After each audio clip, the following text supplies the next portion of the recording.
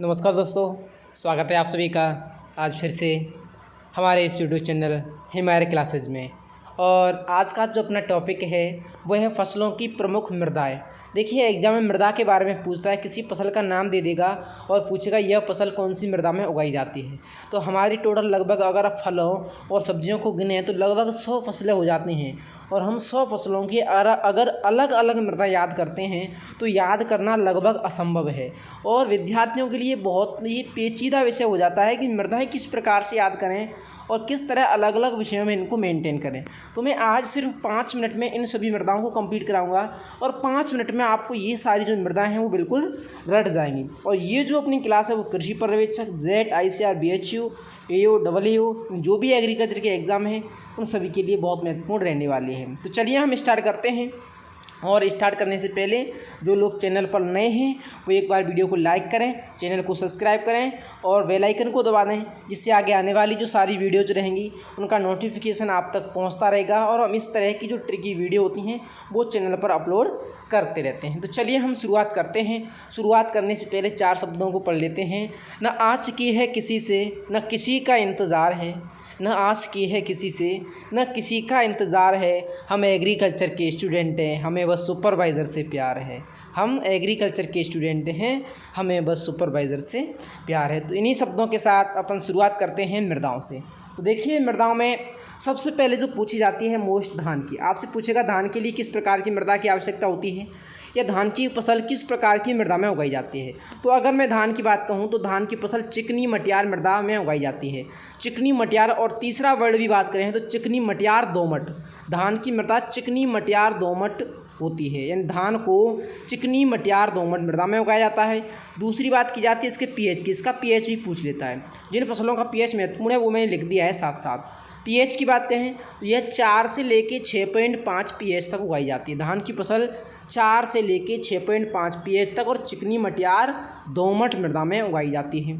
आगे हम बात करें चना की फसल के लिए, तो चने की फसल के लिए देले युक्त दोमट मृदा की आवश्यकता होती है। सीधा सीधा प्रश्न आता है, चना की फसल किस प्रकार की मृदा में उगाई जाती है? तो किस प्रकार की मृदा में उगाई जाती है? ढेले युक्त दोमट। यह आपसे प्रश्न पूछेगा, ढेले युक्त दोमट मृदा में किस प्रकार की फसल उगाते हैं? तो चना उगाते हैं। आगे मैं बात कहूँ सोयाबीन के लिए कैसी मृदा की आवश्यकता होती है? तो सोयाबीन काली चिकनी मृदा में उगाई जाती है, या हम कह सकते हैं गहरी दोमट। काली चिकनी या गहरी दोमट दोनों में से कोई एक ऑप्शन आएगा और वही आपको टिक करना है।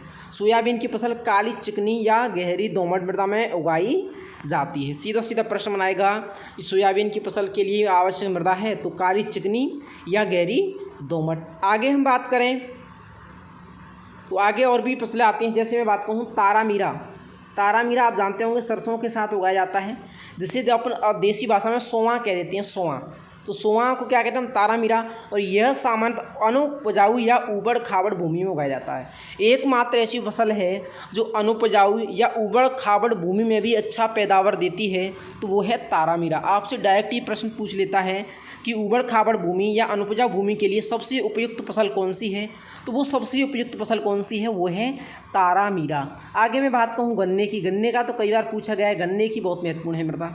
तो गन्ने की जो मृदा है वो बलुई दोमट या चिकनी है। इसकी जो गन्ने की खेती है वो दोनों प्रकार की मृदाओं में की जा सकती है। बलुई दोमट मृदाओं में भी की जा सकती है और हल्की चिकनी मृदाओं में भी की जा सकती है। तो इसकी जो अगर मृदा की बात की जाए तो बलुई दोमट और हल्की चिकनी मृदा में गन्ना की खेती की जाती है। आगे मैं बात कहूँ कपास की, तो कपास तो बिल्कुल फेमस है, आप सब लोग जानते हो कपास के नाम से। तो काली कपास मृदाएं, यानी कपास की खेती किसमें की जाती है? काली मृदा में की जाती है। लेकिन वो पूछता है इसका pH मान कि कपास की खेती के लिए मृदा का pH मान कितना होना चाहिए। तो कपास की खेती के लिए जो मृदा का pH मान है वो 5.5 से 8.5 के मध्य होना चाहिए। कितना? 5.5 से 8.5 के मध्य होना चाहिए। ये हो गई अपनी तारामीरा, गन्ना और कपास की बात। आगे चलते हैं हम, तो अगली बात करते हैं अम्लीय मृदा में कौन कौन सी फसलें उगाई जाती हैं। आगे आपसे प्रश्न पूछेगा कि जो अम्लीय मृदा है, अम्लीय मृदा में कौन कौन सी फसलें उगाई जाती हैं। तो मैं मोस्टली बात कहूँ चाय और धान की खेती अम्लीय मृदा में उगाई जाती है। सीधा प्रश्न पूछता है कि अम्लीय मृदा के प्रतिशेषण फसल कौन सी है? तो चाय और धान। या अम्लीय मृदा में कौन सी फसल उगाई जाती है? तो चाय और धान। आगे मैं बात कहूँ लवणीय मृदा की, वो प्रश्न उठाता है लवणीय मृदा में कौन कौन सी फसलें। तो अगर फसल की बात करें तो जौ है, ढेंचा है, चुकंदर है, तंबाकू है और सरसों है। लेकिन अगर फलों की बात कहें तो खजूर, फालसा और आंवला, और अगर सब्जी की बात कहें तो चुकंदर, पालक और मूली, ये सभी क्या है, लवणीय मृदा में उगाई जाती हैं। लेकिन अगर सर्वाधिक लवणीयता सहनशील फसल की बात कहूँ तो वो है जौ और ढेंचा। सबसे पहले आती है जौ, उसके बाद ढेंचा। अगर सर्वाधिक लवणीयता सहनशील फल की बात कहें तो वो है खजूर। सर्वाधिक लवणीयता सहनशील फल कौन सा है, वो है खजूर। और सब्जी की बात कहें तो वो है चुकंदर। सर्वाधिक लवणीयता सहनशील सब्जी कौन सी है, वो है चुकंदर। तो आपसे इस प्रकार का प्रश्न पूछा जाएगा कि निम्न में से लवणीय मृदा के प्रति सहिष्णु फसल है, तो ये फसलों की बात आ गई, जौ, ढेंचा, चुकंदर, तंबाकू और सरसों। अगर फल वृक्ष की बात की जाए तो खजूर, फालसा, आंवला, और अगर सब्जी की बात की जाए तो चुकंदर, पालक और सब्जी। तो ये तो थी मोस्ट मृदाएं जो अलग प्रकार की होती है। अब इसके अलावा, इनके अलावा कोई भी अन्य फसल आपसे पूछी जाए, चाहे वो पूछे ज्वार, बाजरा, धान, कोई सी भी फसल पूछे इनके अलावा, इनके सभी के लिए बलुई दोमट मृदा की आवश्यकता होती है। इन जो फसल मैंने कराई हैं, इन फसलों के अलावा कोई सी भी फसल आपसे पूछता है, जैसे पूछे सरसों के लिए किस प्रकार की मृदा की आवश्यकता होती है, तो सरसों हमने यहाँ पढ़ी नहीं है, तो उसके लिए क्या होगी, बलुई दोमट। जो फसलें यहाँ नहीं कराई हैं उन सभी अन्य फसलों के लिए बलुई दोमट मृदा की आवश्यकता होती है। ये चीज़ ध्यान रखना, जो स्पेशल मृदाएँ थी वो मैंने यहाँ तक करा दी हैं, बाकी सभी के लिए बलुई दोमट मृदा की आवश्यकता होती है। ये चीज़ हमेशा के लिए आप ध्यान रखना। तो ये थी अपनी मृदाओं वाली क्लास, और इसमें सभी फसलों की मृदाएं कंप्लीट हो गई। इससे आगे मृदा से और कुछ नहीं पूछा जाता है। देखो क्वेश्चन की अगर मैं बात कहूँ तो क्वेश्चन किस प्रकार से पूछा जाएगा, जैसे मक्का की फसल किस प्रकार की मृदा में उगाई जाती है।